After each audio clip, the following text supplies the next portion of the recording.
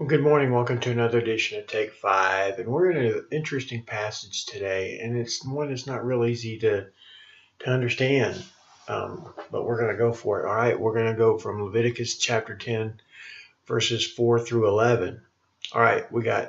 Remember, we had those two guys die, Nadab and Abihu, for offering unauthorized fire. So, verse 4 Moses summoned Mishael and Elzaphan, sons of Aaron's uncle Uzziel, and said to them, "Come here, carry your cousins outside the camp away from the front of the sanctuary." So we had to get the dead bodies out of there.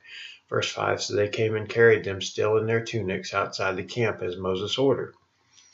But look at this next verse. Then Moses said to Aaron and his sons Eleazar and Ithamar, "Do not let your hair become unkempt, and do not tear your clothes, or you will die, and the Lord will be angry with the whole community." Okay, in other words, what he's telling them, he's saying, look, Aaron and your sons here, the brothers of those guys, you can't mourn for them. All right, you're not allowed to mourn. You got to keep your hair looking nice, and you got to dress nice.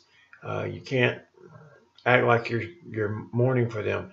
All right, and I'll be honest, I have a hard time understanding why God did not let them mourn for their family.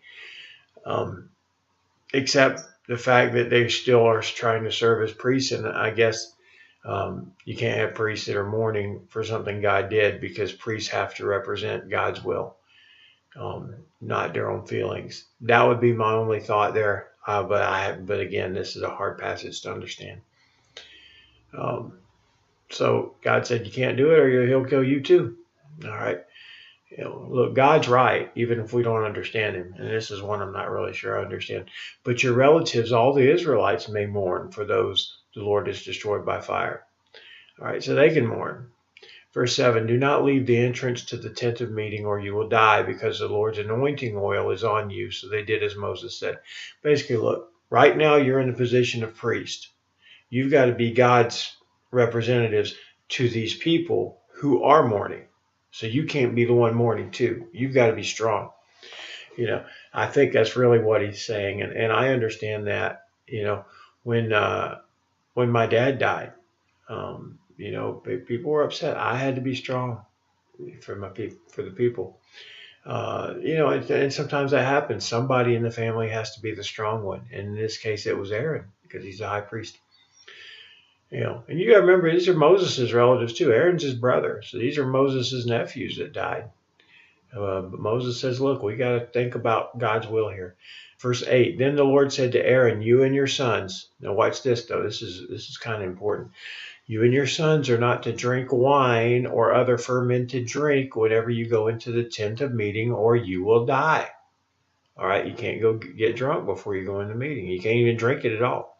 This is a lasting ordinance for the generations to come, so that you can distinguish between the holy and the common, between the unclean and the clean, and so you can teach the Israelites all the decrees the Lord has given them through Moses. And in the New Testament, when it talks about how you pick elders for a church, it says they can't be people that are given over to drinking wine. While the Bible doesn't actually condemn drinking wine, and we know Jesus turned water into wine, it does, even in this passage here, it shows you that you're not able to distinguish between holy and common, clean and clean. And when people have been drinking, they don't think straight. And that's what he's saying here. Look, I'm not going to let you have anything to drink before you go in to the tabernacle there. I'm not going to let you have anything to drink before you go serve as priest, because you can't figure things out when you've been drinking. And I would encourage you, don't drink at all. I don't drink at all. I think that's the safest way to go. Back then, they didn't have near the options drink-wise we have now. They didn't have all your soda pop. They didn't have Coke and Diet Coke, and they didn't have all the different flavored teas and Powerades and energy drinks. Basically they had water and wine. That was about their only options there. Maybe tea. They might have had tea, just primitive tea. But anyway, I think we don't need it. There's absolutely no need for alcohol anymore.